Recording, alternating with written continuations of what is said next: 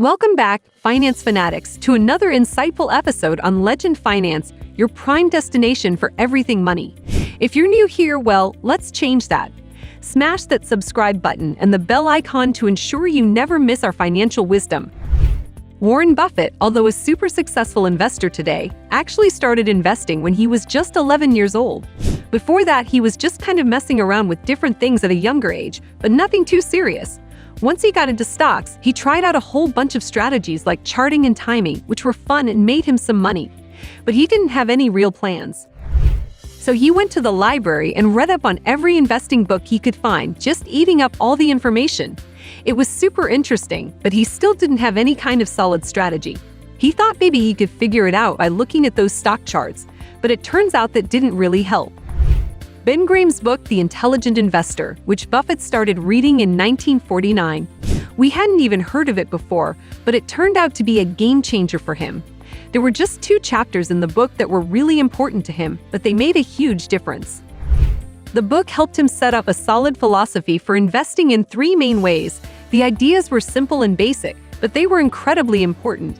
It's kind of like the 10 Commandments. They're simple too, but that doesn't mean they're not important, right? Anyway, those key ideas in the book helped Warren Buffett become the amazing investor he is today. The first key idea is that a stock is part of a business. What we're saying is that you can't think of a stock as something separate. To value a stock, you value the entire business and then divide it by the number of shares. You need to think about the kind of business you're investing in, its economic characteristics, the competition, and the management. All of these factors are related to the business itself. This is a different approach compared to when Buffett was just 11 and only paid attention to the tickers. At that time, he noticed that the ticker symbols for companies on the New York Stock Exchange were almost identical. He could mark the boards and hang them up, but he didn't really understand anything about the companies behind the symbols. This new way of thinking about stocks as part of a business really changed the game for him. Buffett didn't know anything about the companies behind those ticker symbols back then. But when he started to look at stocks as businesses, it changed his whole perspective. He began asking, how do you value a business? The second key idea in the book was how an investor should react to stock market fluctuations. Graham introduced the concept of his mythical Mr. Market in Chapter 8, and it's one of the best things ever written about an investor's attitude towards stock prices. By understanding this concept, investors can better navigate the ups and downs of the market without letting emotions take control of their decision-making process. This helped Buffett make smarter, more informed choices when it came to picking stocks and building his investment empire. Let's say we own a small bakery together. If we had this imaginary partner in our bakery business, Mr. Market, he would come by every day and offer to buy our shares or sell us more shares at the same price. We'd have to decide each day whether to accept his offer or not. It's a pretty unusual situation, right?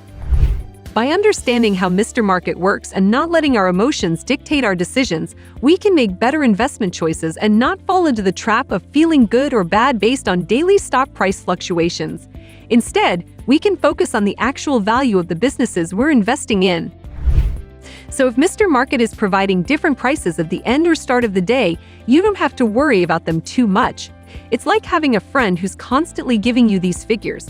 But the thing is, Mr. Market is a bit unstable, kind of like an alcoholic manic depressive. He goes around all day, checking out various stocks and coming up with wild prices. The great thing is, you don't have to pay attention to those prices unless it benefits you. It doesn't matter if it's once a year, once every 5 years, or if it's only one stock out of thousands. You just need to wait and see because you don't have any obligation to act based on Mr. Market's whims. He's the one naming these numbers without you even asking, so all you have to do is choose when to take advantage of his offers. By doing this, you can avoid letting the daily ups and downs of the stock market influence your investment decisions. When Mr. Market is feeling particularly depressed, manic, or drunk, the stock market can also reflect those mood swings. That's when you can take advantage of the situation. It's a unique aspect of stocks when you think about it. If you look at the high and low prices of many American companies over the last year, you'll find cases where the high is double the low, even for a stable business with consistent sales and operations.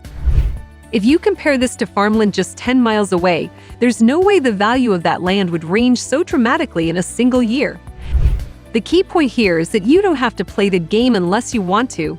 Graham teaches us that the market isn't there to instruct us. Instead, we can choose when to act based on our understanding of a stock's true value rather than getting caught up in the market's daily fluctuations.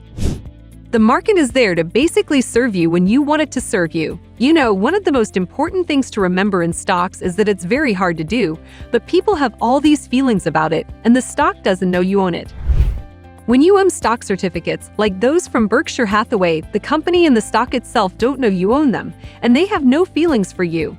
It's all just part of the business. If Berkshire is worth 75,000 times 1.5 million shares, or roughly $110 billion, then it's a good investment. If it's not, then it's a poor choice. The important thing is to value the business. Interestingly, people on Wall Street often don't do that. You'll hear about price targets, but you won't see someone writing a detailed analysis of the nature of the business 20 years from now and what it should sell for. The focus should be on what the business is worth, not just its current price. One of the strategies we like to use when looking at investments is to examine them without knowing the price first, because if you see the price, it can unintentionally influence your judgment. By doing this, we can avoid letting the ebbs and flows of the market influence our perception of the business's actual value. When looking into a company, it's essential to sit down and go through the reports, like the 10Ks, to understand its true value. Buffett prefers not to know the stock price right away because he'd rather focus on valuing the business first. An interesting analogy comes from his childhood experience handicapping horses. With 9 horses in a race, the probabilities of each horse winning must add up to 100%. One horse would win barring any unusual circumstances. To figure out the chances, you go through the racing form and try to determine the percentage chance for each horse to win, making sure the total adds up to 100%. Then you compare those percentages to the odds. The same principle can be applied to the stock market. Instead of focusing on the odds or stock prices, it's better to look at the company's past performance and other relevant information to determine its actual value. This approach allows investors to make more informed decisions rather than being influenced by ever-changing stock prices. The third key concept in Graham's book is the margin of safety. Think of it like approaching a bridge with a capacity of 10,000 pounds while driving a 9,800-pound truck. Instead of risking it, you try further to find a safer bridge. The idea is to always leave a margin of safety and not cut things too close. In investing, you should wait until an opportunity clearly presents itself with a strong margin of safety. With these 3 principles, treating stocks as part of a business, reacting wisely to stock market fluctuations, and ensuring a margin of safety, you can build a solid foundation for investing. These principles make up the core of an intelligent investor's philosophy. Without all 3, it's tough to have a sound investment strategy. By sticking to these principles, you increase your chances of making smart investment decisions and securing long-term success in the stock market. If you were given $1 million and had a week to invest in any 3 businesses in your area with no opportunity to trade them afterward, you'd need to focus on understanding the businesses thoroughly. Over that 7-day period, here's what you should be thinking about and how you should be screening the companies. 1. Business model.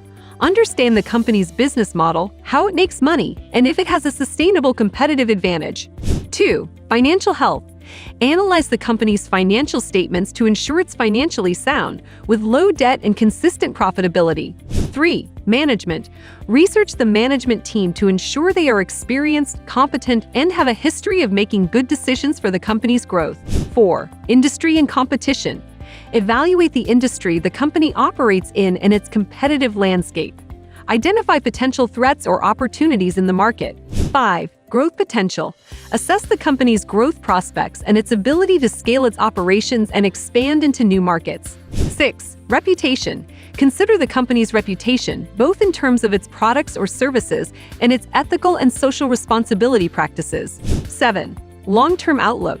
Think about the potential for the company's success over the long run, including its adaptability to changes in the market, technology, or consumer preferences.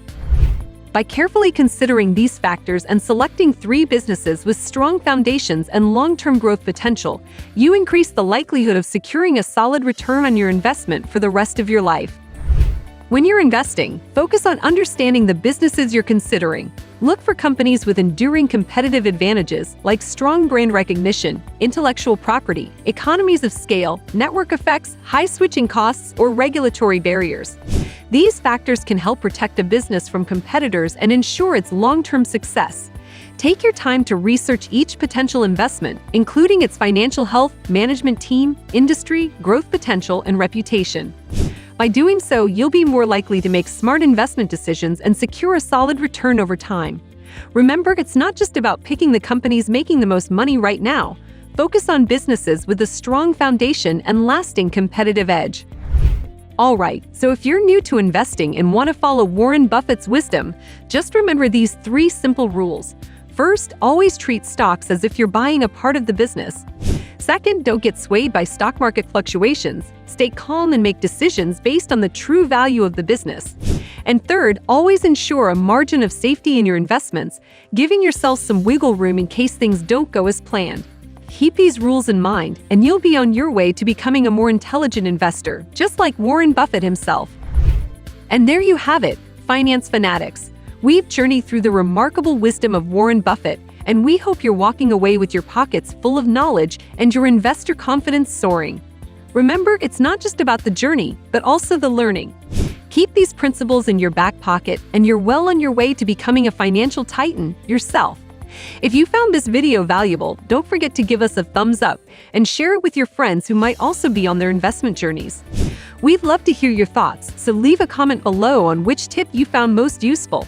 Still not a part of our Legend Finance family? Well, what are you waiting for? Hit that subscribe button and the bell icon so you never miss out on the insightful content we dish out every week. Remember, in the words of Warren Buffett himself, someone is sitting in the shade today because someone planted a tree a long time ago. So start planting your financial trees now and watch them grow into a forest of wealth. That's it for today, legends. Until next time, keep investing, keep learning, and as always, stay legendary.